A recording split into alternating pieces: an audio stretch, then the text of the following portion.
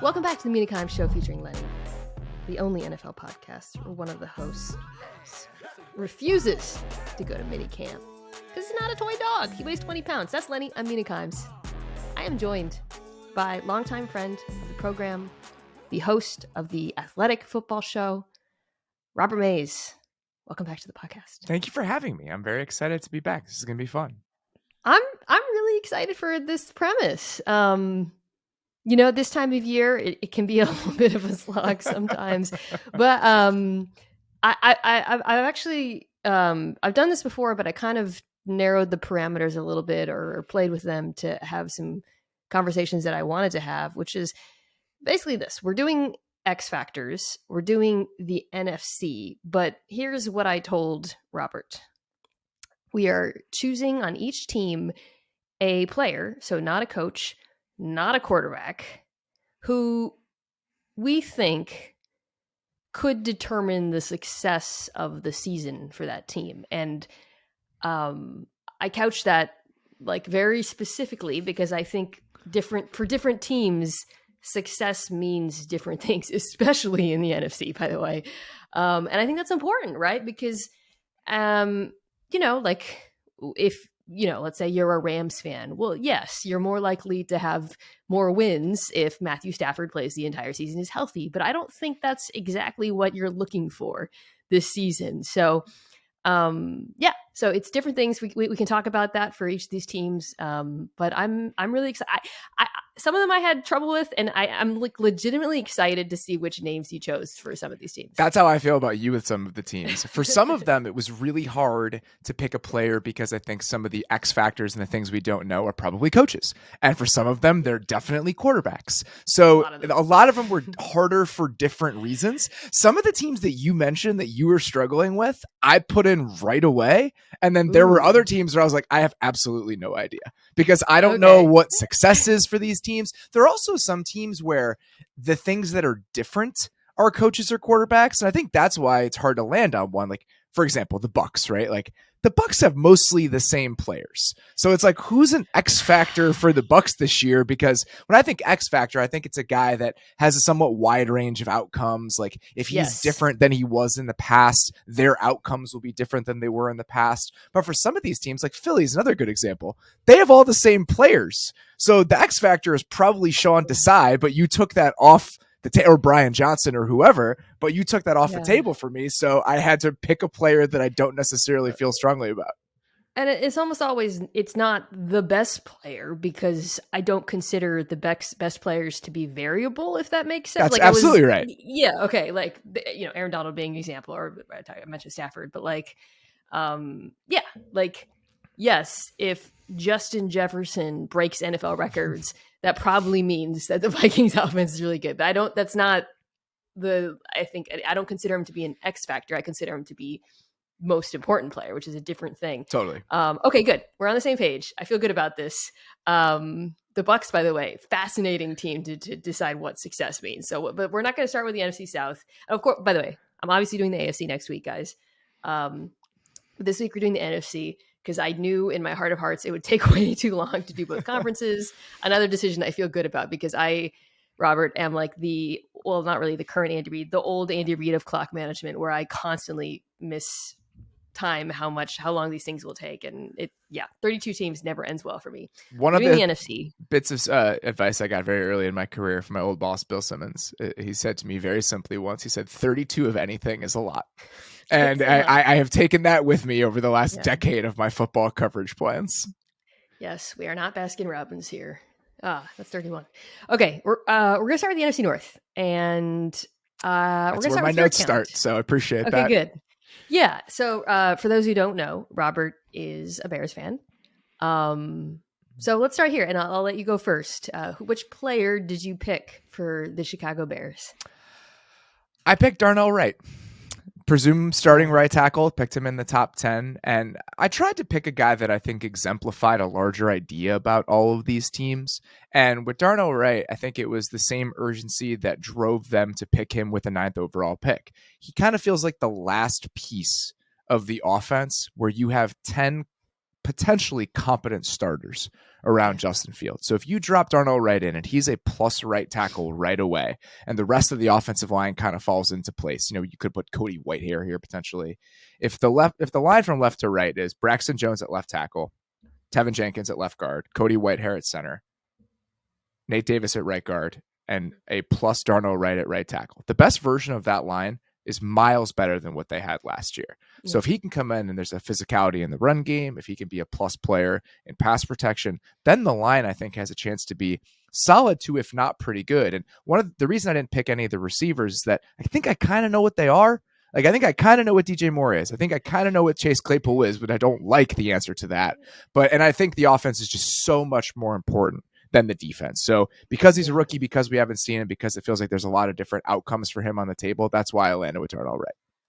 The Bears are a good example of how success can be kind of isolated, if that makes sense, because I agreed with you. To me, it is all about the defense this year. Frankly, I don't expect the offense. Yeah. I don't expect the defense to be very good, and I don't think it matters. The Bears front office clearly went into this season saying, we're going to see what we've got in Justin Fields. We are going to build out this offense. I personally liked that strategy. And to me, if you're a Bears fan, the Justin Fields playing well, that's success. Not making the playoffs. Doesn't matter if you make the playoffs. Doesn't matter how complete this team looks. Success is saying we've got our quarterback and we've proved it with the pieces around him. So, I think that's a really good pick for Chicago. I personally appreciated the Darnell Wright pick in the draft, not just because I think he's a good player, but before the draft, I remember texting you and asking who the hell is starting on the Bears offensive line and where, and I'm very confused. And in picking Wright, they really clarified it. They're like, all right, we are good with Braxton Jones. We are good with these guys on the interior, because I think a lot of folks thought they might take Peter Skoronski, and that would have raised questions like, where does he play? What position? Whose spot is he taking?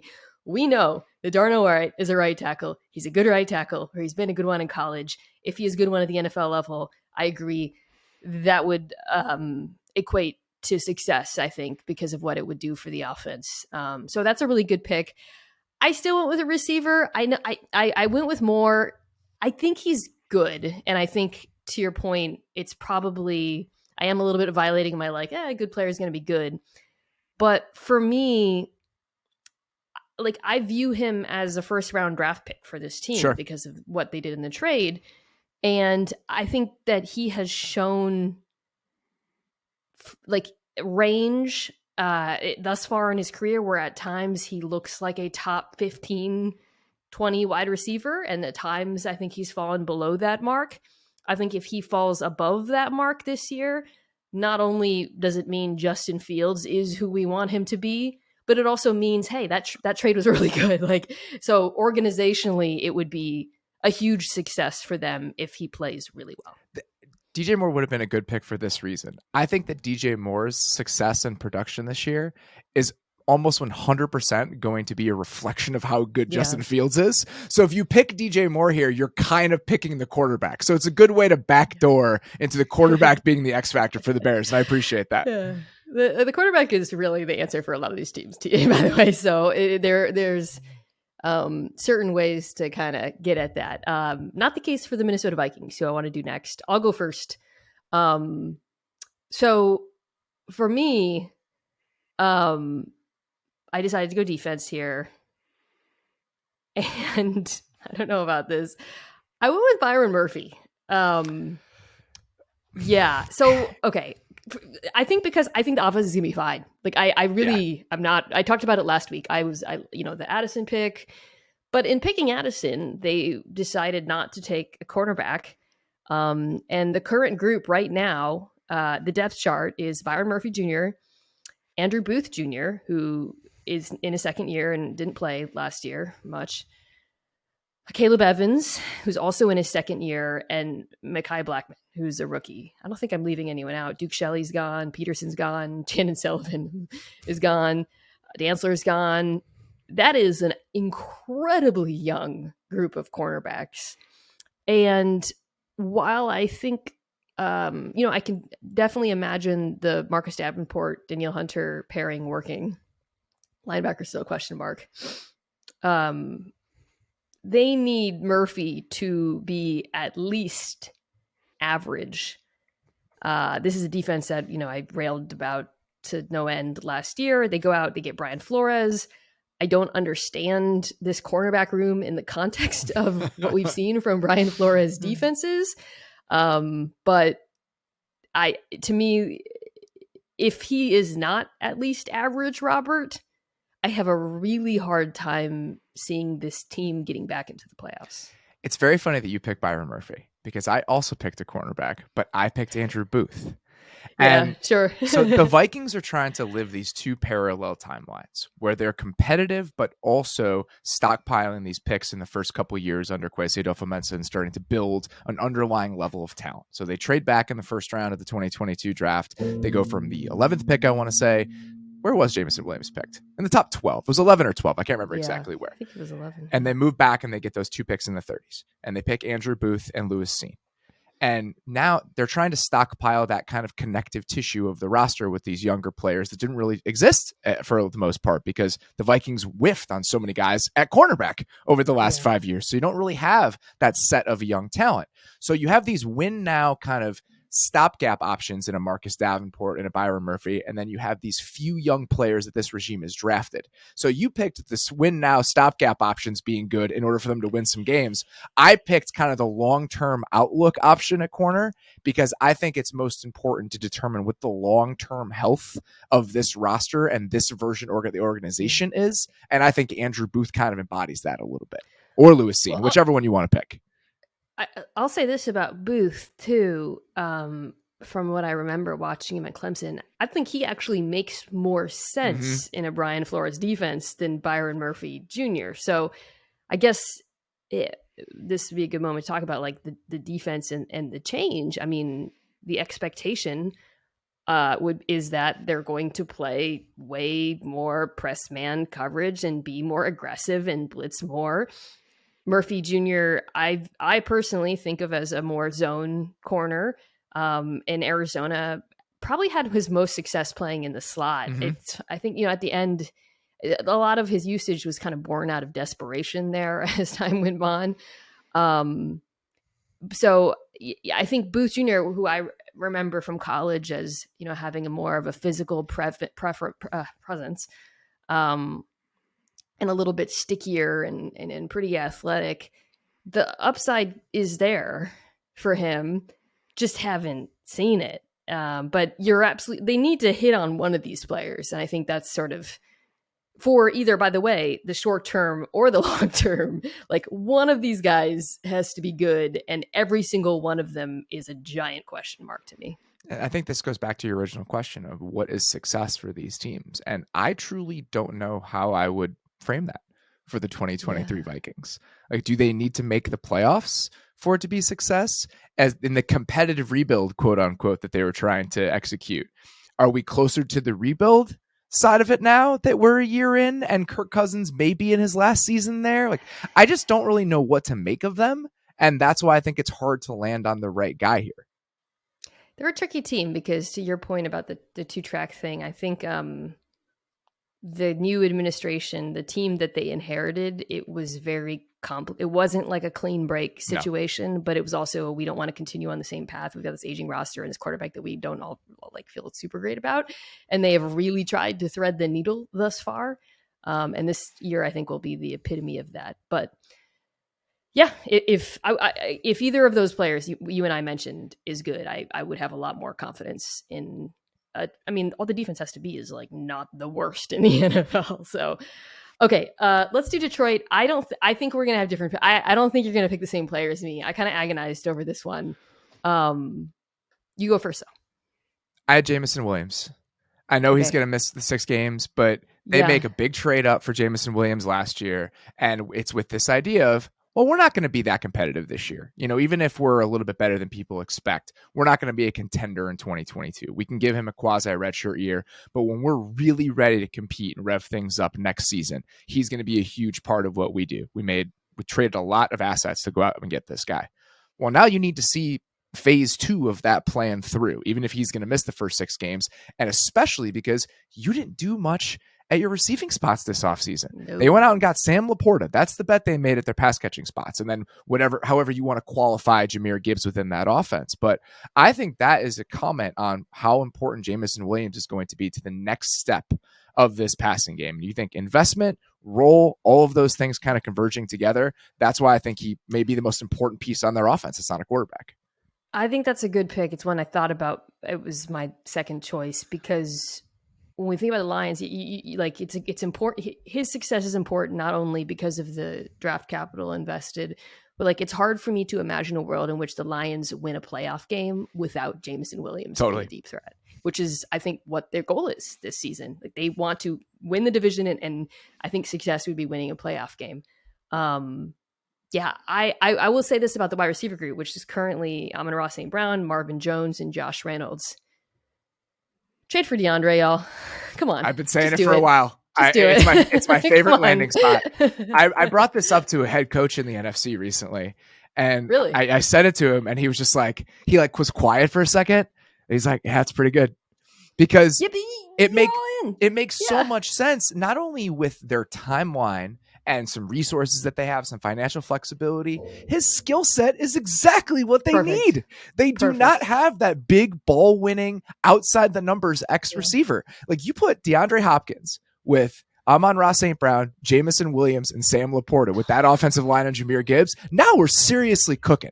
Now you can justify taking a running back with the 12th overall pick because you used a 2024 second to go get your guy who's going to be your quote unquote number one receiver. So I went with the running back that they took with the 12th overall pick. I think actually kind of it's similar logic, draft capital being one of the things that I think he has to look good. But because they don't have Williams for those first 6 games, and look, it's the NFC, so I think I might be overemphasizing the importance of the first 6 games. If they were like in the AFC and you want to be in the playoffs, you can't lose ground, right? Mm-hmm. Whereas the NFC, you probably lose the ground. You'll probably be still competitive. But I do think, I was just looking at that group of skill players we just described, and I just kept thinking, where's the juice here? There's just not juice. And to me, like as I was closing my eyes and thinking, okay, how is this offense going to look good in the first 6 games? It's if Ben Johnson, who I think is a very good play caller, finds ways to turn Jahmyr Gibbs into an absolute weapon, which is totally plausible, right? Yeah. So I kind of was thinking like, okay, he to me is the best answer for like who can give you that keeps the offense like kind of potentially explosive too, by the way. And gives them some juice in Williams' absence. But yeah, I think Williams is probably more important though when I think about like the end of the season and the ceiling. I think he really plays into that. But this idea of, well, what are they going to be without Jameson Williams? Like, how good could they be as a passing game? They finished 5th at offensive DVOA last year. He didn't play for most of the season. Yeah. So Chark was missing here and there too. We've seen them do it. But my question about this team is, and it's one of the worries that I had about how they approach the draft. It's like, I don't want them to look at last year and say, all right, if we drop in 1 or 2 more pieces onto what we were last year, what can we be? Because that's never how trajectory or development with NFL teams work. It's never linear like that. It's never clean like that. So I think you have to try to stay ahead of it a little bit more than with that type of thinking. And I think Jameson Williams allows them to do that, right? He's the other piece that they didn't have for most of last season that they're dropping into this thing. And even if it's going to be 11, 12 games of him, I still think that might be enough to take them to the next level if he goes there, if he's that sort of player. And that's why that question looms so large. The other guy I had was Emmanuel Mosley. It was like if I was going to pick another one just because they didn't draft a corner. Like secret issue for them. Yeah. If he can stay healthy, then and he's there with Cam Sutton and they have CJ Gardner-Johnson and Brian Branches in the mix there. They got a lot of flexible pieces on the back end, but outside corner I think becomes a quicker problem than they'd like if Mosley doesn't stay healthy. So he was kind of my secondary answer. Yeah, I agree. It's not a deep group right now. I loved everything they did in terms of the free agent acquisitions, but when you step back and you look at the depth chart, you suddenly realize how thin that particular group is. When he's been healthy, I think he's a good player, and he makes a lot of sense for them. But he has, he has missed a lot of games. I Okay, like Jerry Jacobs, but we get back to Jerry Jacobs' life if Emmanuel Moseley gets hurt. And I think that's what they were trying to avoid with how they approached the offseason. So for the Packers, you can kind of copy paste what I said for the Bears in a way, because I'm kind of backdooring the quarterback here. But for me, it's Christian Watson. So success is about the offense. I think the Packers are kind of in a fun spot where the defense, I've talked about this, they have more to prove in a way, but I don't think there's pressure on this team to be a playoff team right now. Your view of them, it's pretty varied actually. But to me, the success for the Packers this season is if Jordan Love looks promising. And if Christian Watson succeeds, that probably means that Jordan Love is playing well. But I'm also picked Christian Watson because what he showed last year was pretty tantalizing at the end of last season. So ESPN has these 538, our analytics team. They have these wide receiver rankings, and I've been meaning to use them more because they're really good. They synthesize it's wide receiver score, but it's based on open score. They're using tracking to basically, look at things like separation, where the defenders are, that kind of thing. Catch score, yards after the catch. Christian Watson ranked 21st amongst receivers last season. Granted, just 66 targets, but 5th in yards after the catch amongst receivers, 12th in yards route run. Small sample size flashing, but that's why, to me, he's really important, because if he truly can be the number one wide receiver in this offense, I think as a Packers fan, you feel pretty good, especially after a draft where obviously they passed. I mean, they took Jane Reed later, but they focused on tight end rather than wide receiver. It's probably the right answer. I went with Eric Stokes because this is just a blind spot that I have. I'm obsessed with why the Packers defense isn't better. Like, they have all of these guys, they have all of these first round picks, and Stokes was really good as a rookie, right? Like, super promising. He was a guy that came in and was like, man, if that's your second corner, you're in really good shape. He gets hurt halfway through last season. So in my mind, guys like Quay Walker, like, I could have picked a couple different ones, but I think Stokes, because of what he showed as a rookie, like, this ideal of what the Packers defense can be, I think a guy like him being the best version of himself brings us closer to that idea. And so that's why I picked him. But you're right. I mean, the offense and Jordan Love were most important, but I just can't get out of my head that the Packers defense should be better. And he's the type of guy who could get them closer to that. The Packers defense is probably one of the most frustrating units in the entire NFL to me. Yeah. I had Deontay Lee, who's on Robert's pod a lot, came on last year, and we ranked defenses for 2023 or 2022 going to 2023. And this is like one of my worst coldest takes. I think I had the Packers defense projected to be like second. I think we both did, actually. I'll go back because I'm going to do the pod again. But the rest of the defense, the list is good. But we just were so wildly over optimistic about the Packers defense. And I do this every year in this, like, the last few years, because they're good on paper and they have flashes of good. And the players individually I've seen be good at times. And yet they just suck. I will say this. They did play better at the end of the season, and I think it kind of flew under the radar a little bit, how much they improved in that. And I think it's why Joe Barry is still the defensive coordinator of the Packers, coupled with probably his relationship with Matt LaFleur. Speaking of guys in the hot seat, but Stokes is you could name like 3 or 4 guys in that unit who just could be so much better than they are. And if they are better, the defense has the capability to be a top 10 unit. Yeah, they just don't play like it. They finished 9th in passing defense DVOA last season. I mean, their pass defense, when it's at its best, is pretty good. They just can't stop anybody on the ground. But my thought is, if that gets to like 1 or 2, like if they're the best pass defense in football with an average offense, that's probably a playoff team in the NFC. Like, they can absolutely outperform expectations. But in terms of long-term health and what they're going to be, the quarterback is the most important thing. So I think picking Christian Watson as like a conduit for Jordan Love in this scenario is probably a good move. All right, let's do the NFC West next. Mixing up these divisions. I feel like we're going to have the same answer for the Cardinals. Let's do the Cardinals first. Okay, I went first last time. You go first. Who do you have? It's Paris Johnson. Nothing else Yes, matters. easy. That one's so easy. Yeah. In my mind, he might as well be the only player on the team. Him being BJ Ojolari and like this draft class is all that matters. So is he playing guard? I think he probably will play guard. Yeah. Okay. Well, and how do you? I don't know. I saw him penciled in at guard on their depth chart. Yeah. And I'm curious why they would do that, right? Like, because I think he played right guard at Ohio State his second to last year there. And the reason I know that is because I was thinking about whether or not he'd play right tackle for the Bears and if he'd been a right side player before. So I think he's done that. But right now, I think he might be penciled in to play left guard for the Cardinals. And so that is because the Cardinals have a left tackle who's decent in DJ Humphries. My second question for you, Robert, is why hasn't there been any smoke around a DJ Humphries trade? We're selling off the Cardinals for parts. I pulled up the contract. It's totally tradable. It's a very There's good question. There's a lot of teams that could use a left tackle. I haven't heard that mentioned. So that would be my question to you. Are there a lot of teams that need a left tackle?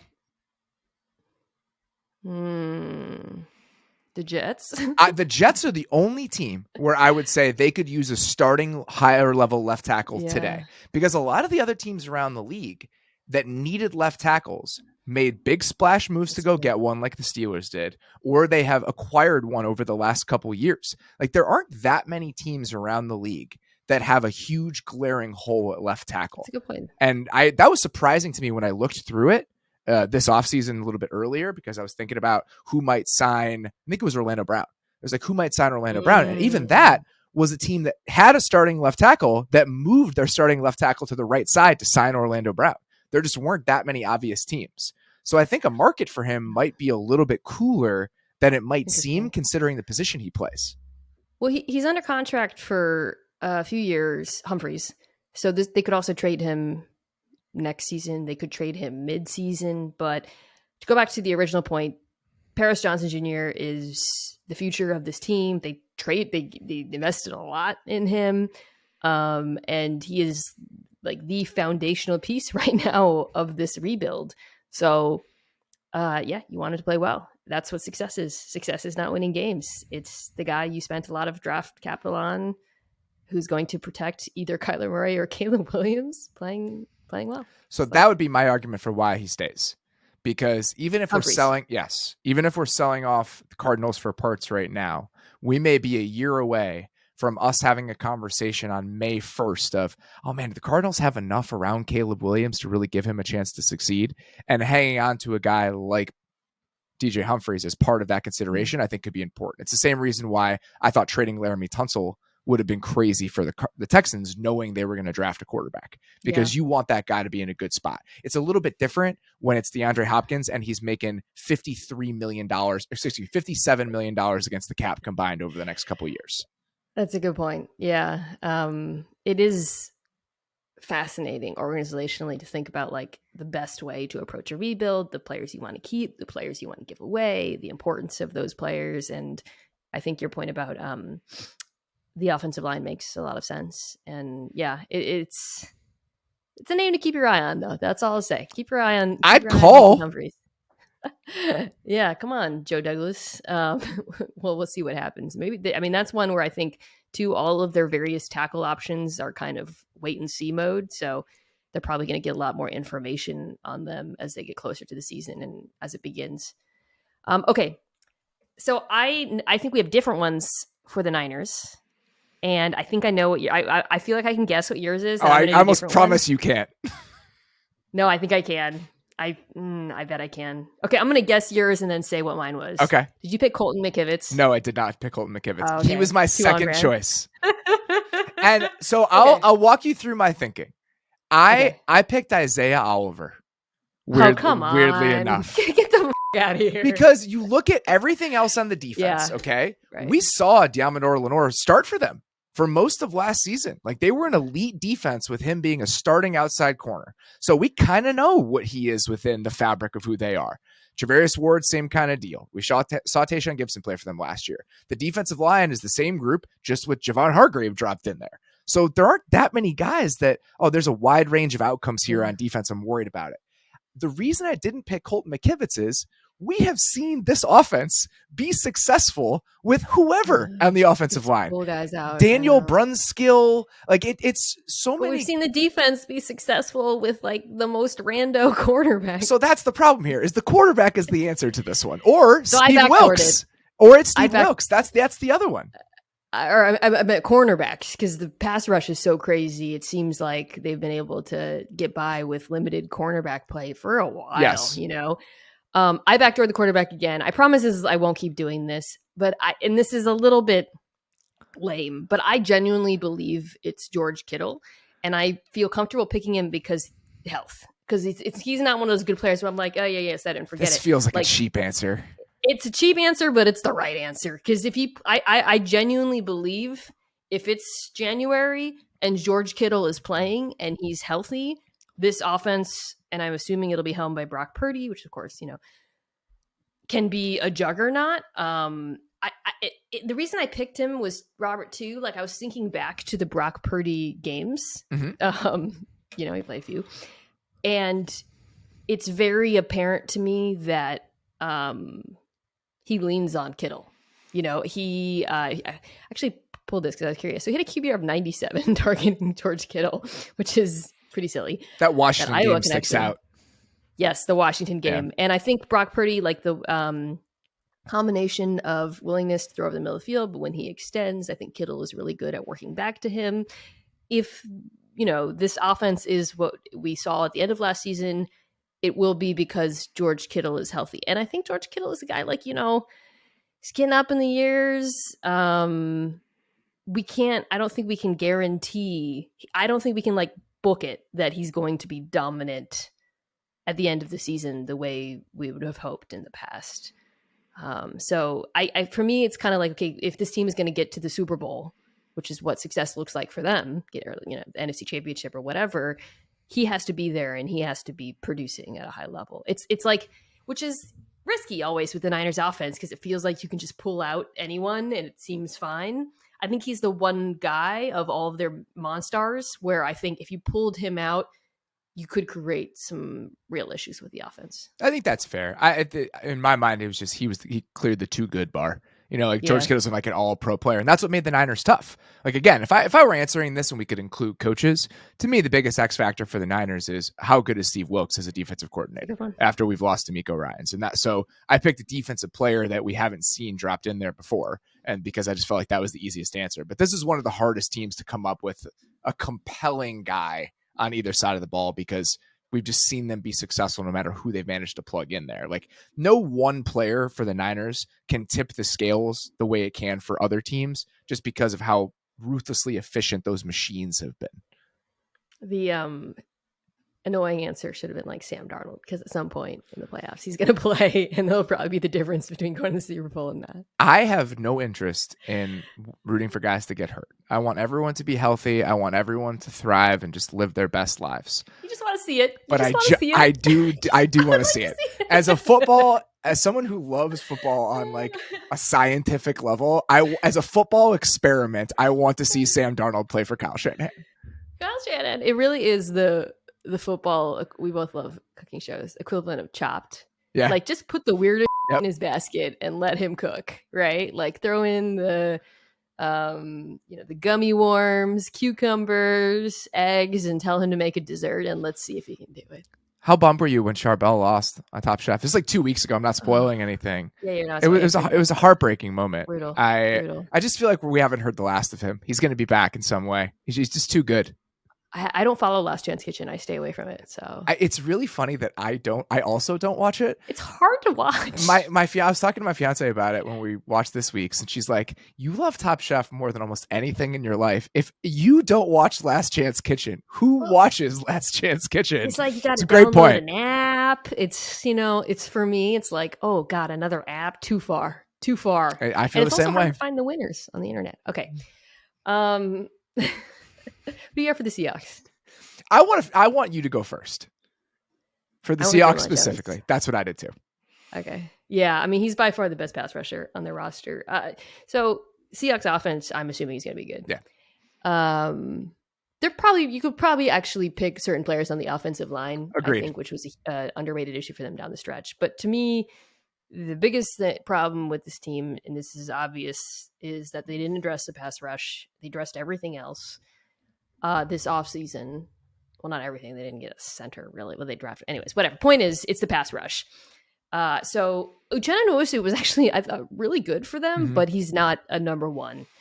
So you're counting on either him, Darryl Taylor, Boye Mafe, who they drafted last year, who looked okay, Derek Hall, who they drafted this year in the second round. To me, I think what's far more likely to happen is Draymond Jones, who I think is a good player, who they invested a lot of money in, steps up and gives them more the interior pass rush that they've been lacking. They were certainly lacking last season, and that sort of amplifies the other players, particularly like Nwosu, for example, who, you know, is kind of on his own out there a lot.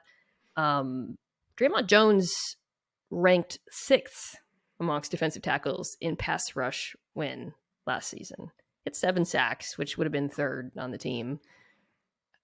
So if he can be a star, and I think he actually has that potential, then I feel like this pass rush unit can at least be average instead of the bottom of the NFL.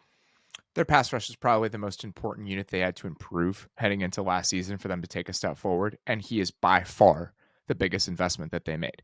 If they had picked Tyree Wilson, you know, with the 5th pick, maybe I'd feel different about putting Draymond Jones in here, but they didn't.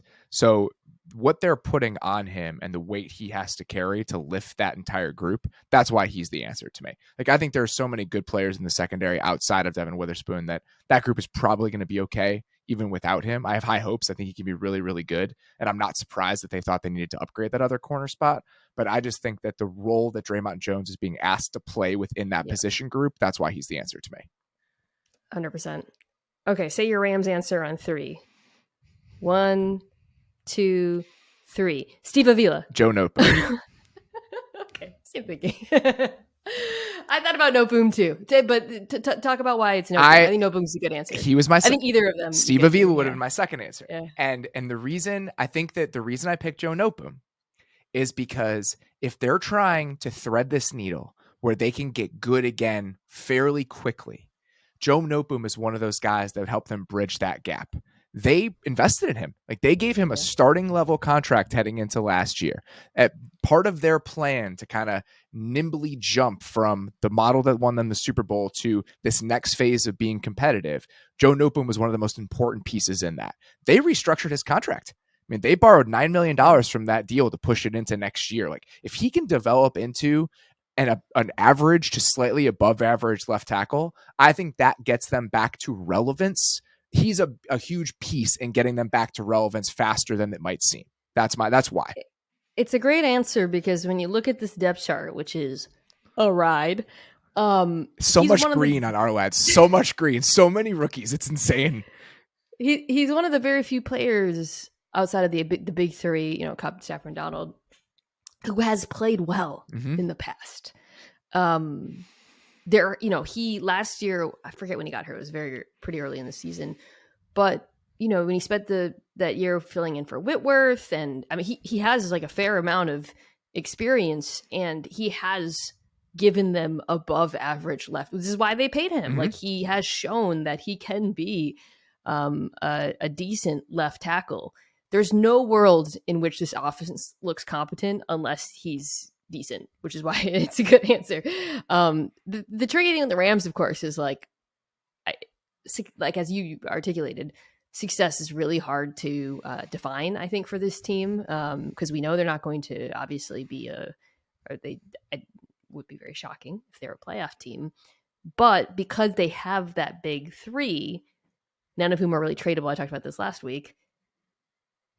It's not Arizona, so it's kind of an interesting position. That's why I didn't go with Steve Avila. That's exactly why I didn't, because for them, I don't know if 2024, 2025 are so much more important than the short term that I could pick the second round rookie as the most important piece. So that's why I didn't go with that, but I understand why you would. Well, I think I wouldn't have picked him if I felt like they had other guards who could play. But they actually similar to the Noteboom case, I think he also actually has to be functional for this offense to be decent, for the run game to be anything close to what it was, years ago. And I mean, just as far as the draft stuff goes, they picked him at 36. That's the highest they've picked a player since Jared Goff. He needs to be good. Oh, man. I think you could do either of those players. Both, they traded down from a first round, correct? Isn't the Caleb McGarry pick? Didn't that originally belong to the Rams? Yeah, I think so. Yeah, I can't remember. Was that when they took Atwell or? I can't remember which draft that was. I think it was longer ago than that. I think it would have been the 2018 draft, right? 18, 19, 20, 21. Yeah, right. Or maybe yeah. I think it might have been the 19 draft, because I think they traded down, because that was the year that the Falcons had 2 first round picks and they picked 2 offensive linemen in the first round. Yeah, so the Rams were at 31 that year because they lost the Super Bowl to New England. So they owned their first round pick in 2019, but they traded out of that pick. What year was Taylor Rapp? Was that because Taylor Rapp was a second round draft pick too? I mean, anyway, same year. He was their second round pick that year that they owned. Yes, that's what I was thinking. Yeah. All right, Rams. Let's come back. Hit the other after the break. Tickets to the game, merch, meals at iconic restaurants, stays at Caesar's Palace, all this can be yours when you bet with Caesar's Sportsbook. Win or lose, every bet earns reward credits, which you can redeem across the empire. Now, if you haven't started yet, register using code OMAHAFULL, and then place your first bet up to $1,250. If you win, great, keep those winnings. But if you lose, you'll get your stake back as a bonus bet. Driving without a seatbelt could cost you everything. But despite that, there are still drivers on the road who just will not buckle up. Some of those drivers will be pulled over and given expensive tickets by law enforcement. Some of the drivers not wearing their seatbelts will be involved in crashes. Some will survive, but some won't. Wearing your seatbelt could be the difference between making it home to your loved ones and not making it at all. Every day when you get in your vehicle and decide whether to buckle up, remember it's the single most effective way to protect your life in the event of a crash. Make it home safely to the people you care about. Don't risk it. Click it or ticket. Paid for by NHTSA. Okay, we're back. We're in the NFC South. I'm going to end in the East. I'm fighting that East Coast bias by putting the NFC East at the end. Fascinating division, again, success-wise. By far the hardest time. By far of all the divisions, I had the hardest time with this one. Okay, so I'm going to start with the team that I thought was actually not too hard. Let's go with Carolina. I went... Ooh. You thought this? I had a hard time. Okay, so I went Nicky Ekwonu here for a couple of reasons. So for me, it's funny because I feel like every success might... For me, this is a Bryce Young thing. You want him to play well. You want him to look good. You want to feel like the trade worked. You want to feel good about your new staff. And you want to feel good about the left tackle who you drafted very high last year, who had a rough start at the beginning of the season, doing that, going up against Myles Garrett will do that to you, and then got better as the year went on. I don't love this Carolina skill group. And for the offense to look functional, I think the offensive line has to be good. And I think they've showed that potential last year. I'm optimistic about him. I think a lot of people are. But to me, Ekwonu has to build on what we saw last year. If he looks like a good above, like, top half of the league left tackle, I think this offense will look pretty good. And he showed flashes of that. So I think it's very possible. I agree with everything you said. The reason that I didn't pick him or anyone along the offensive line is I'm confident that's going to happen. I feel good enough about that group crystallizing, him taking a step forward, that I'm really optimistic about that position group as a whole. And I think the receivers kind of are what they are. Like, they're going to be an acceptable group over the course of the season, most likely, and nothing more. So the offense, I kind of just penciled it in that I think I know what it is. The defense is where I think that there's a little bit more volatility, just because I think that they have guys with some talent that they've invested in that they just need more out of. And that's why I went with Dante Jackson as their second corner. CB2 is a real, was a question for me. There's a chance that they're just kind of, they're going to play out the string with him, but they renegotiated his contract this year and put a good chunk more cap onto their 2024 cap with him. And he's shown flashes to be worth a second contract. He was hurt for half of last season. So he's just a guy that if he can come in and really be like a solid second corner for them, they signed Von Bell, they've got some pieces along the defensive line. I think that there are one or two guys away. If they take a step forward, they really click into place for that defense where the unit can be pretty darn good under Ejiro Evero. And there were just a couple guys on the defense that I thought, again, had a slightly wider range of outcomes that they made more sense for me here. And Dante Jackson was one of those guys. Yeah, the Falcons the Panthers defense right now are very good on paper to me. And I think he would be the player, like that's the weak link, where you're looking at it, you're feeling good about your pass rushers, your interior is good, linebacker, you got some fun young players. You mentioned they bring in Von Bell. I think in Ejiro's defense, J.C. Horn's a great number one, but you do need a number two, and I do have questions about. He's the guy who, let me put it this way: if I'm an offense game planning against defense, that's the name I got circled. So it's a good answer, and I think it matters because this isn't one. I don't view the Panthers like the Bears, where I'm like, this is all about the quarterback because it's year one, and also because I think this defense should be better. Like the Bears defense, I just don't have high expectations for. This group, I think, should be good. Yeah. So that makes a lot of sense to me.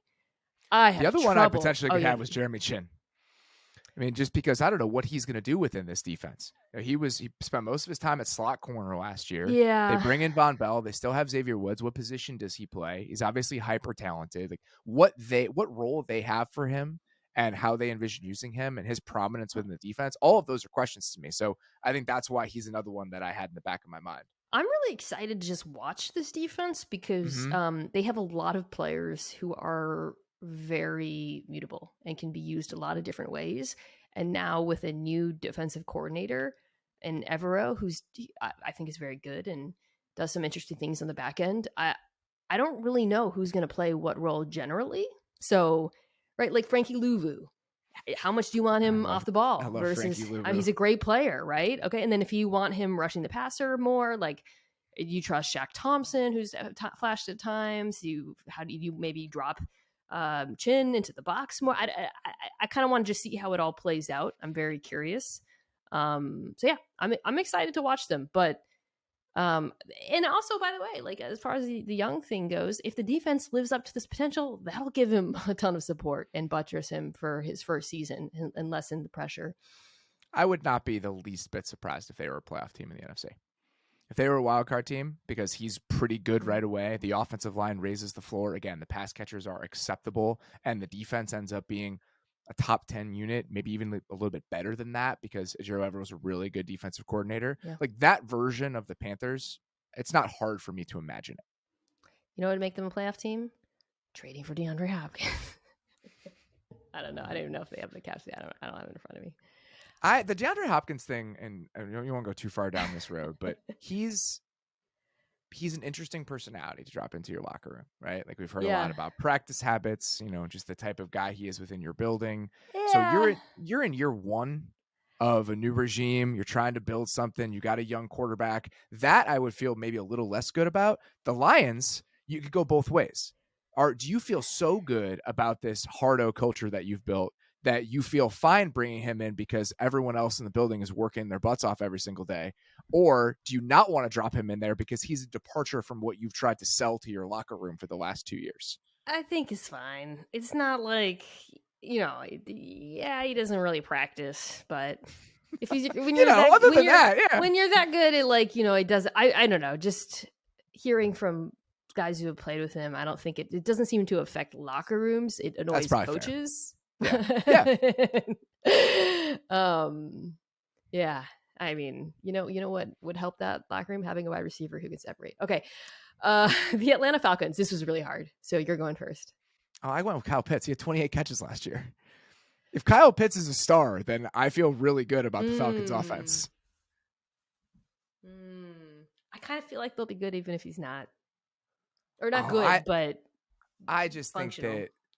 think that they were functional last year. Yeah. Right? I think they could be a solid offense with Kyle Pitts just being another piece of the puzzle. But if he's an elite player, which I still think he has a chance to be, then I think that he really raises the ceiling of who they are on that side of the ball. Obviously, the answer to this question is Desmond Ridder. Like Yes, that. right. That's Yeah, this team more than any other. Like the quarterback becomes the most important thing. But and I think Kyle Pitts, if we're trying to backdoor that answer again, that's a good he has the answer. biggest role in determining the ceiling of the offense outside of the quarterback. Yeah, I'm kind of regretting my answer, but I went with Ebiketie. Here's how many sacks all the players on the Falcons had last year. Ebiketie had 3, Bud Dupree had 4, Onyemata had 5, Calais Campbell had 6, Caden Ellis had 8. Maybe that's the right answer, not Ebiketie. It's really, you could just choose. Jared had 7, Renzo had 5. You just need one of these dudes to get after the quarterback, and it's a massive question. And I went pass rush because I do think the Falcons want to win the division. And unless one of the names I mentioned has more than 8 sacks, it's hard for me, even with all the improvements they made on defense and the free agents they added. If one of those guys doesn't have at least 8 sacks, it's hard for me to imagine this defense being above, right, inside the top 20, I guess. I don't know. It's a tough group. I wonder what his role is within this new version of the defense. Because Ebiketie, because he feels like a holdover from the previous build of what their defense was under Dean Pease. If you look at what they've added along the defensive line this offseason, look at the sheer mass that they have added. Flexing for the podcast audience, yeah. Campbell, they're trying to build the Saints. They're building the Saints, so, right? I should have mentioned, Ryan Nielsen was the defensive line coach for the Saints. He's now the Falcons defensive coordinator. Even Zach Harrison, who they picked in the 3rd round, and where they drafted him, it's a good swing, right? Like he's former 5-star recruit. He's got tons of tools. They can bring him along slowly because he was a 3rd round pick. But even he feels like the type of player they're trying to add at that position group more than Ebiketie is after Nielsen got there. It's just one of them. So that's my only concern. The secondary, I think they could be pretty good. I really like all the additions, and I think again with the change in scheme, I think that'll help. But the numbers are so disgusting last year in terms of getting to the quarterback. It's been an issue for obviously a while. So I guess it sort of is like, okay, well, how good does the defense have to be for this whole team to win the division? And that's a big question mark. And maybe it is more important that it's kind of like, do you want an offense that's top 10 or do you want a defense that's average? It's sort of what will matter more. And it's hard to say. Okay. The Bucs. This was really, really tricky because what is a successful season for the Tampa Bay Buccaneers, Robert? Let's start there. I don't even know. How did you define that? I have no idea. I mean, I have no idea. And so many of the guys on their team are known quantities, right? Can you pick any of the really good players? Tristan Wirfs is moving to left tackle. Maybe you could twist yourself into saying that. Mike Evans and Chris Godwin, I think I know what they are. Maybe Shaq Barrett because he got hurt last year, but even that feels a little bit cheap. I had no idea which direction to go because I have no idea what they're trying to accomplish. So I went with, I guess I was success for them is competence this year because that seemed, this isn't a bottoming out team, but then feeling good about the future. So I went with Joe Tryon-Shoyinka. It makes a lot of sense, and I almost went with him as well. I'm pessimistic enough. I'm pessimistic enough where it was hard for me to pick him. There's been glimmers of a decent pass rusher. He's got a couple more years as a rookie deal. He was 2021 pick 32. Mm-hmm. And he was supposed to be the bridge player, I feel like. We've got a lot of superstars who are getting older.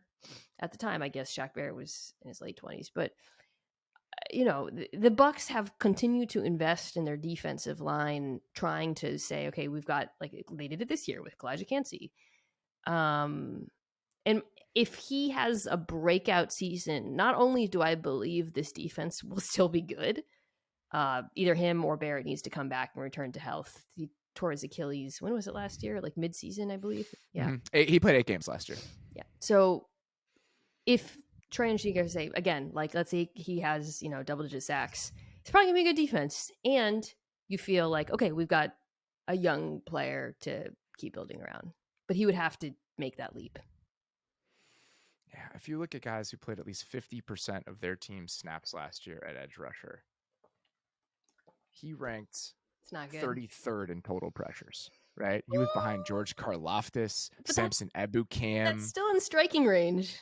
Yeah, I think that you can make a case for why you can still be optimistic about him. I struggled. I picked Luke Gadecki, so I don't feel much better about my pick. It was for kind of a similar reason, right? Yeah, it's like this guy was a second round pick. They're moving him to right tackle. If he can be a solid piece for them at right tackle, and you have another building block moving forward because you have, just finding one more cheap piece that again kind of bridges this into whatever they're trying to accomplish over the next couple of years. I have no idea. I truly have no idea what success is, so it's hard to answer this question. The Bucs offensive line is fascinating this year, a true case study in cross training, because they're just moving everyone to different positions. I don't support it. I just don't support it. Taking one of the best right tackles in the NFL, moving him to the left, taking one of the worst guards in the NFL last year, in my estimation, moving him to right tackle. That's Gadecki. And they drafted what's his name? Gaptooth. Cody Mock. Yeah. Is he starting? I think he is. I think he's probably going to be their starting right guard. Him and Ryan Jensen, a lot of redheads next to each other in one NFL offense. Cody Mosh, before he grew his hair out and went back when he still wore his teeth, looks scarily like Jesse Plemons. Go look it up. Not a ringing endorsement. I don't know, man. I don't know. Say. I don't know. Okay. The Saints. Got it. Now I'm realizing I picked a lot of left tackles because I went with Trevor Penning here. Trevor Penning is a good one. I also struggled with this one. I picked Cam Jordan. No, that's because that was my second choice. I just think that if we're trying to, my argument for the Saints and why the Saints could be a playoff team in a very weird NFC in 2023, if their defense can stay elite, and in the second half of the season last year, they were second in defensive DVOA, second. They're the anti-Packers to me, where I'm like, this is going to fall off, and it just doesn't fall off. So, and that's the fall off. Fall off is a great phrase to use. If their older players can continue to play at a relatively high level, and I think Cam Jordan is maybe the most important piece in that because they don't have that many pieces along the defensive line. They pick per se in the first round, but they don't have the sort of depth that they've had at that position in years past. Davenport isn't there anymore. And their pass rush last year wasn't great anyway. I mean, they've succeeded in spite of the pass rush being much, much worse than it's been in years past. So if Cam Jordan falls off a cliff and their defense starts to decline a little bit, then if our defense stays elite and we have a top 12 offense, we're a playoff team, the first part of that starts to go away. So that's why I think he's hugely important in what their plan is for this year.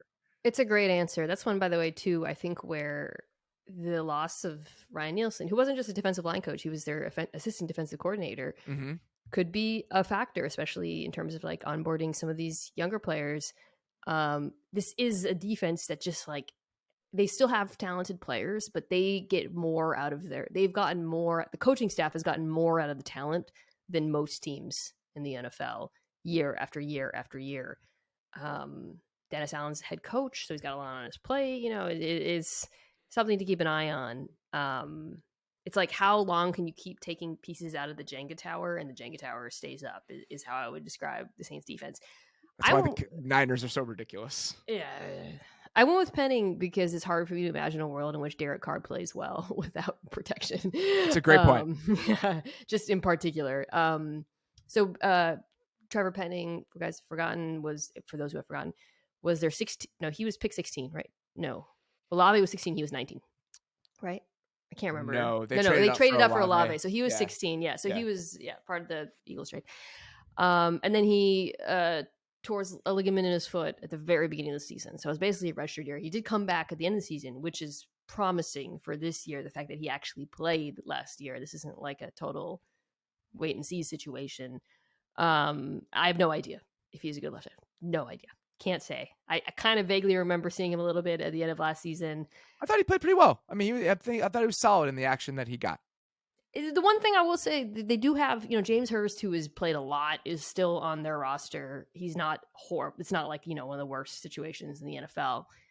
But yeah, I just think because of the quarterback in particular, and some of the other pieces, it's really important. And also because, he was a first round draft pick. You want him to play well. That's the NFC South. Ooh. Okay. NFC East.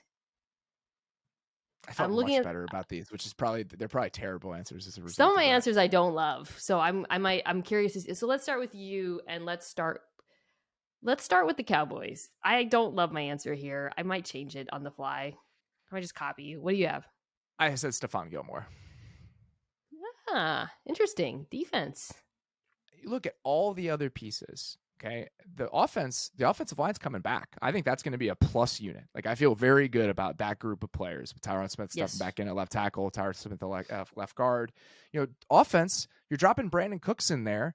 And, that I think allows Michael Gallup to be in the correct space in the pecking order where he should be on any receiving core. CeeDee Lamb now becomes your 1. You have a 1B.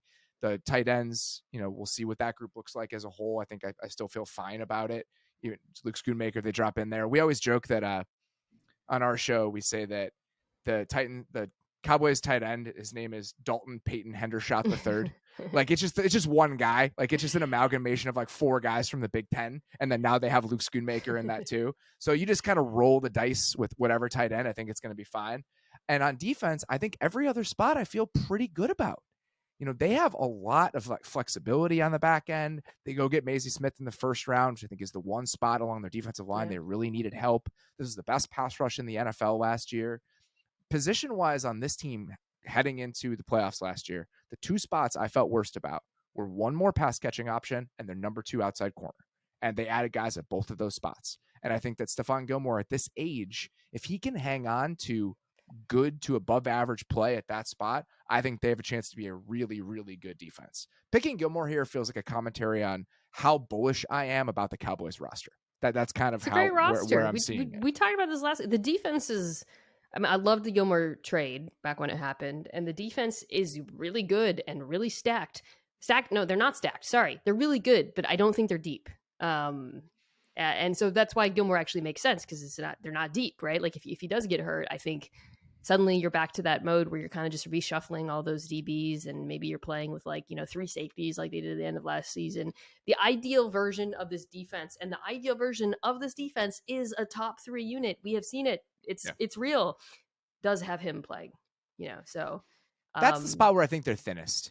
Even at inside corner and safety, I mean, they still have Jordan Lewis on this roster. He got hurt last year. Deron Bland came in and played really well. So if one of those guys gets hurt, you have a nickel corner. At safety, they have 3 guys that they could easily play, and they all play slightly different roles.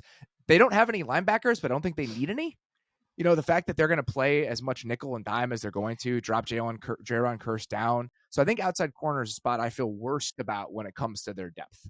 I went with the spot that I think they're actually the thinnest. It might not matter, and it certainly violates my t-shirt, which says throw the damn ball. I went with Tony Pollard, because holy smokes, there's no one behind him right now. That is true.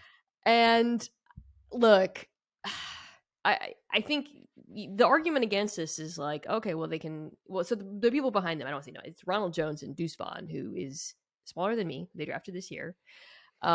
He is. I always joke about that. I'm like, Devontae Smith and I are the same size. Deuce Vaughn is smaller than me. He is smaller than me. Okay, he's smaller than me. Fun player, gadget guy. He's not an every down back.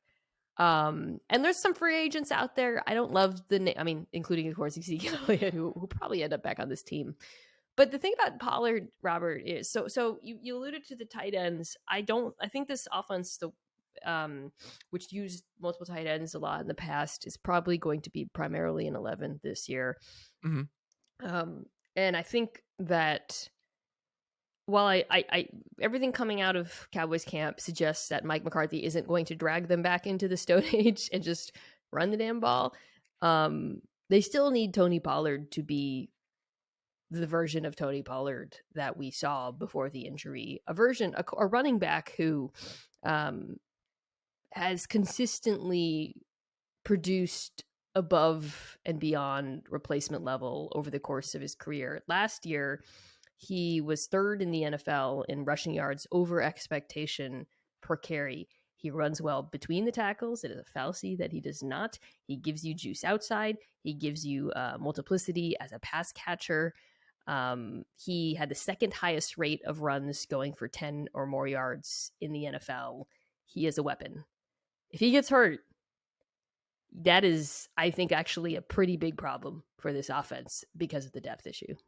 Yeah, the health thing is the only question to me. That's why I wouldn't list Tony Pollard, just because I just think Tony Pollard's a really good player. But he is coming off an injury, and I do think it's a concern. I have to imagine they're going to add a running back somewhere down the line. So like other than Zeke, let me look at the list. The skill set they need, it just feels like a skill set that you can find on August 17th. Yeah. You know, I just that's my feeling about it. Yeah. Okay. So who do we got out here? Let's see. Let's do a little. I mean, it's probably going to be Zeke, right? Although, like Kareem Hunt is a free agent. Oh, okay, that's like, interesting. There are guys like it seems like they could add one somewhere between now and training camp and feel okay about it. Surprised you haven't heard anything. There's weirdly like a lot of free agents that I'm still surprised are still out there. I'll be interested in seeing. None of these other names feel very good. Eye on the edge rushers. Oh God, same. I've been more concerned about the edge rusher free agent group because you guys actually have money. The Bears need to do something. That's true. Yeah. That's true. But there's really no one worth spending the money on. Oh, enjoy spending $8 million on Justin Houston or whatever. It's inevitable. A Justin Houston-like player is an inevitable ad for the Bears somewhere along the line here. 10 snaps from Yannick Ngakoue. Okay. So I'll go first for the Giants. Okay, so this was an interesting one for success to me because I think this is a team that was in the playoffs last year. I think you have to. This is another quarterback one thing. I think you have to feel good about Daniel Jones in this offense to feel good about this team. I don't know about this. I will with Waller. Me too. Okay, good. Now I feel better. By far the best player when he's healthy on this offense. I think very reasonable to question that, given obviously the health issues. This is an offense that could not stretch the field last year. He brings that potential, and it's not like Jalen Hyatt, where I think like we've seen that potential realized in the NFL. And I also think like I loved the trade because I thought he was a really good fit for what Mike Kafka wants to do in terms of the RPO game, the play action game, going after linebackers. Just makes a lot like the version of this offense that looks better than last year is one where Darren Waller is Darren Waller. If he's not, I actually think you run into a lot of like there's a lot of guys who play like the same role, so he has to be good for this offense to be better to me. I agree with everything that you said. I think when you look around the league at good passing games, every single one of those teams has a guy you can build the passing game through. And it can be somebody at different positions, right? The Travis Kelce is that for the Chiefs. And I'm not saying that Darren Waller is Travis Kelce, but if you go back a couple seasons, in 2019 and 2020, Darren Waller finished top 10 in the NFL in yards per route run. That's at any position, okay? Over those 2 seasons combined, among players with at least 200 targets, here are the guys who finished ahead of Darren Waller in EPA per target. Chris Godwin, Julio Jones, Tyler Lockett, it's for you, Michael Thomas, Tyreek Hill, Stephon Diggs, Travis Kelce, Calvin Ridley, Devontae Adams. That's it. And I know that's a couple years ago now, and I know he's been hurt a lot, but I think they made a low-risk bet that Darren Waller can still be the type of guy at this point in your career that you can build a passing game through. Because if you look at their options within that offense, he's the only one. They've got some nice complementary pieces. Yeah. I think that's what Jalen Hyatt is. I think that's what Darius Slayton is. I think that's what kind of their low-risk dice rolls on the slot, whether it's Paris Campbell, Sterling Shepard, whoever, those guys are all complementary pieces. I think he has the best chance to be the focal point of the passing game, and the best version of him can, I think, take you to that next step as an offense. So I think it's absolutely him. And it just fits so well with what they already do. You know, it's plus, right? Like I think about I think about how much I loved Daniel Bellinger in this offense last year. He was good. He played a very nice role for them last year. Yeah, and then you think, okay, what if you threw Darren Waller into the mix? And suddenly it's like, oh, like, okay, that because like, yeah, I mean, how many times did Daniel Jones boot out and have Daniel Bellinger wide open on a crosser? Now imagine you have a second layer to that with Waller, who can get you significant yards after the catch.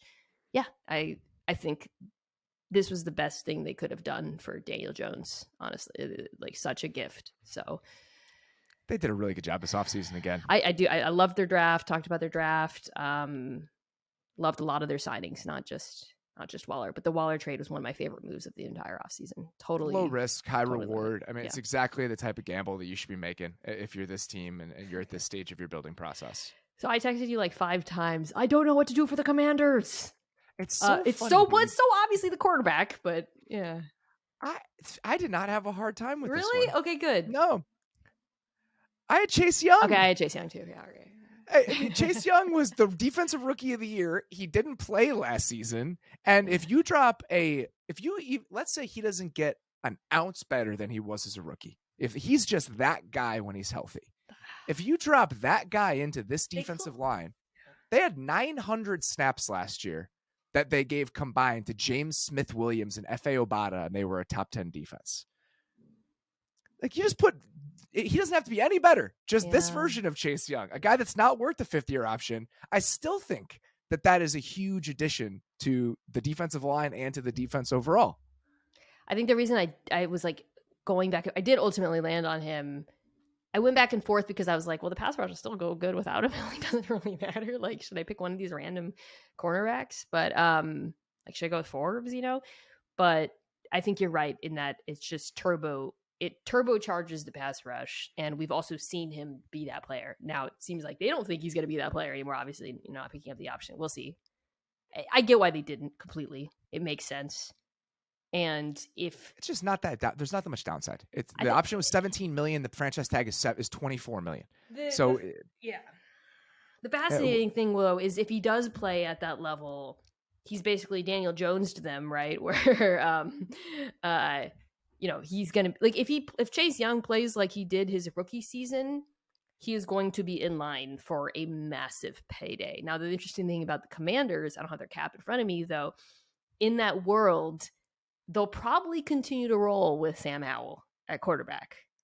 Unless he's awful.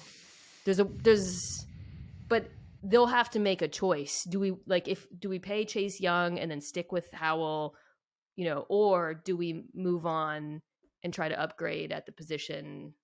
Because they probably, if he plays that well, they're probably not going to be in position to draft him. Like, I don't know. That maybe I'm thinking too far into the future. They're an odd team. If he plays well, and you tag him, you can trade him.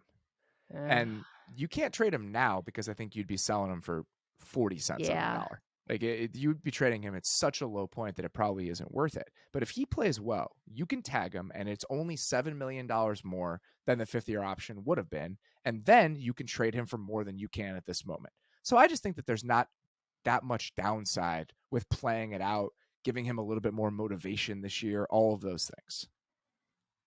Yeah. Tag him, trade him, move up for Caleb Williams, profit. That's an option. I just don't think that you're losing that much and you're risking that much by declining the option. Yeah.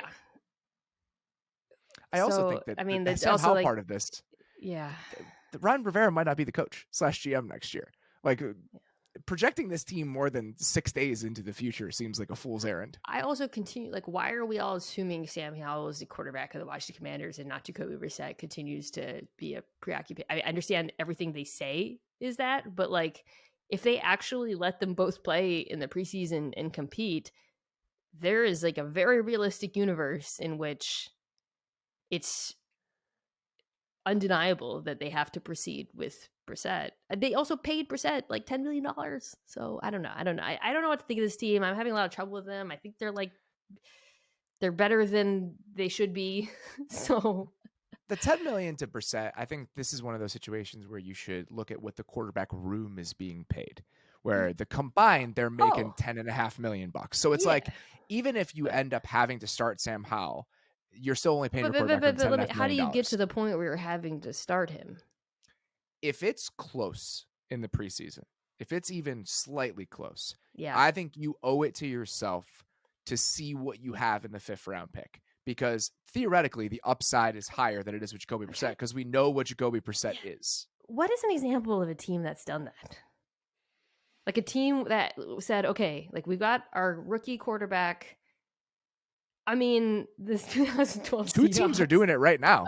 So the Seahawks that year were a very good example. They brought Matt Flynn in. They just said, this guy's better. At about, okay? I think, $10 million, actually, yeah. So he was just better. Which was worth a lot more in that 2012 money. The Cowboys it's a little bit different just because Dak had to play because Tony Romo got hurt. No. But what's funny is we don't have that many examples of it over the last decade. We have 2 this year. The Falcons are doing it with Desmond Ridder. Yeah. But the way Ridder, there's no question.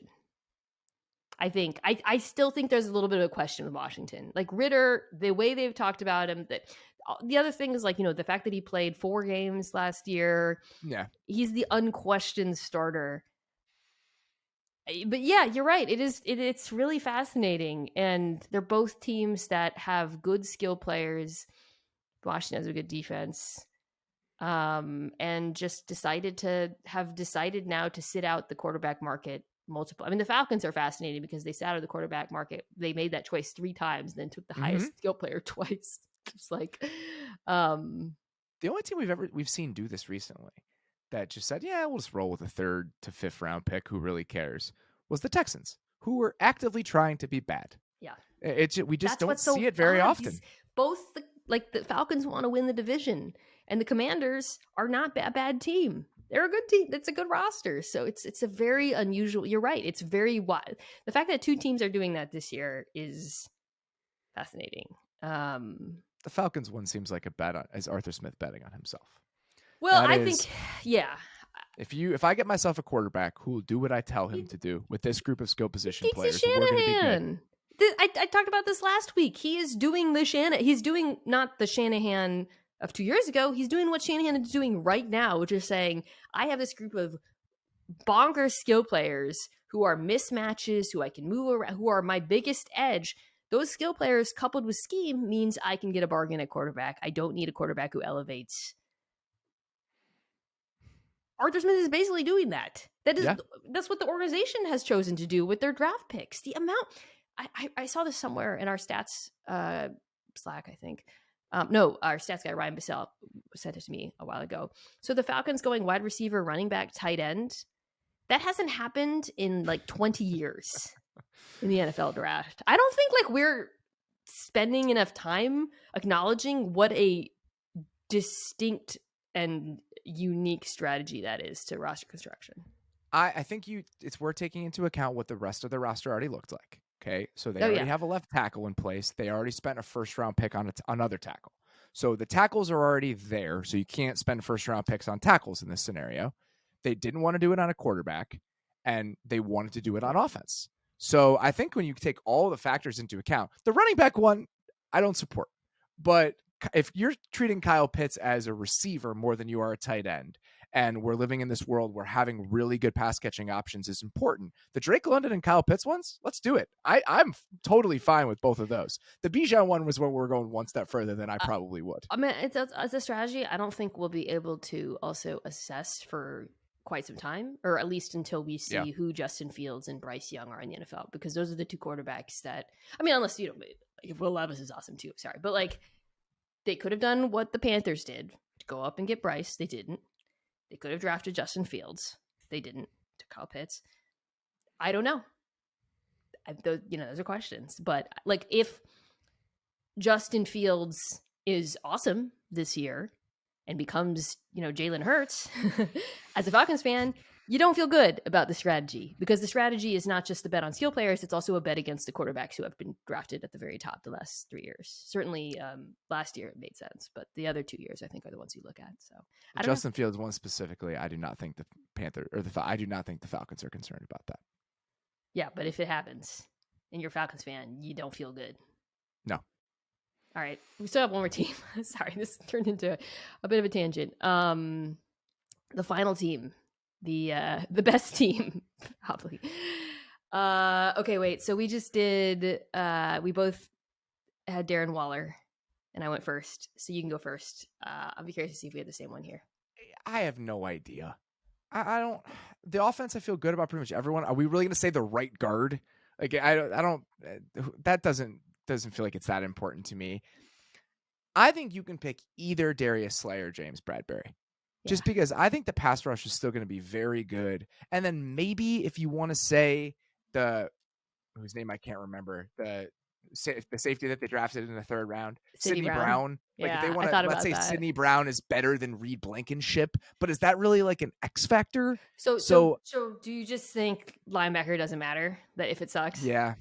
That was I wrestled with this because I was like, okay, the biggest question mark on this team is clearly linebacker. It's Nakobe Dean or Nicholas Murrow, whoever starts there. But does it matter? That's my thought. Is it the difference between the NFC Championship and a Super Bowl? And that's why I actually ended up going with it, because I was thinking about the Niners and I was like, well, because for me, success of this team is getting back to the Super Bowl, and I'm already there. I'm like, okay, you're in the NFC Championship, you're playing San Francisco. This is the game where if Nakobe Dean's bad, it might matter. That's a very good one. The reason I went, let's say James Bradbury is my answer, because James Bradbury was available for 1 year and $10 million last offseason. He signs a big extension this offseason. He is 29 years old. Are you going to get the James Bradbury that the Giants got in 2021 that led him to be cut and available for a moderate price last offseason? Or are you going to get the James Bradbury you got in 2022 that was worth the contract extension you just gave him? The vacillation between those two players, I think, will go a long way in how good their defense is. And who is his backup right now? They traded up for Keely Ringo. Yeah, James Bradbury needs to be good. Yeah, and Greedy Williams is there now. Like, they've got some dice rolls at that position, but I think that they need those corners to be good. Yeah, to maintain. My answer to this question is Sean Desai. Again, this is another one of those where the coaches are the things that are different with these teams. Yeah. No, that's definitely the answer with the Philadelphia Eagles would be either of the coordinators. But I think linebacker versus corner is an inch. Like, I think we both have seen the defensive line is gonna be fine. But it really comes down to like either one of the corners dropping off or getting hurt would be a big problem versus unproven linebacker. Because, teams are going to just go all in on attacking. That's what a lot of them did last year, the linebacker position. And Dominique and I talked about this endlessly. Most of the time, it didn't matter. Yeah, that's the reason why the position has been somewhat. But if Nakobe Dean is good, Robert, in this defense, which I think is like the ideal defense for him, you feel really good about this unit. So. TJ Edwards is pretty good last year. So I think that their linebacker play, I think that even if we're going from one extreme to the other, I don't know how much of an impact it has. If James Bradbury is really good again versus James Bradbury being just okay, I do think that has more of an impact on the defense overall. It is funny, like how these discussions end up being not just about the team, but about just like positional value, right? I know. Every discussion does. It drives me crazy. I'm like, did I really choose Tony Pollard for the Cowboys? I didn't mention a running back in any of the conversations that we had. When I was listing off every player on the Cowboys offense as to why I didn't pick anyone on the offense, I didn't even mention Tony Pollard's name. He's really good. He's a really good player. And their backup is my size. I love that the Niners picks were Colton McKivitz for you and Isaiah Oliver for me. Or you picked George Kittle. That's right. I thought you were going to do McKivitz. Yeah. McKivitz is, probably the right answer. I don't know how much it matters. They've done such a good job of just hiding their offensive linemen year in, year out. And I honestly think that the other 80% of their offensive line is arguably the best it's been since Kyle Shanahan got there. I know. Surprisingly, right? Because if we had done this last year, I would have probably picked Banks or one of the other interior, but they all played really well. Yeah, Spencer Burford, whatever. And that's actually, they got some real guards now, guys that don't weigh 272 pounds like Daniel Brunskill does. Poor Daniel Brunskill. We crap all over him so much on our show. I feel All bad right. about it. Well, speaking of that show, guys, you should check it out. The Athletic Football Show. It's excellent. Friend of the pod, Nate Tice, is also on a whole lot. I think I'm going to be on next week. You are going to be on next home week. And home. So check me out there and come back next week for AFC X Factors. Thanks for listening and thanks for joining us, Robert. No, my pleasure. It was fun. Wow.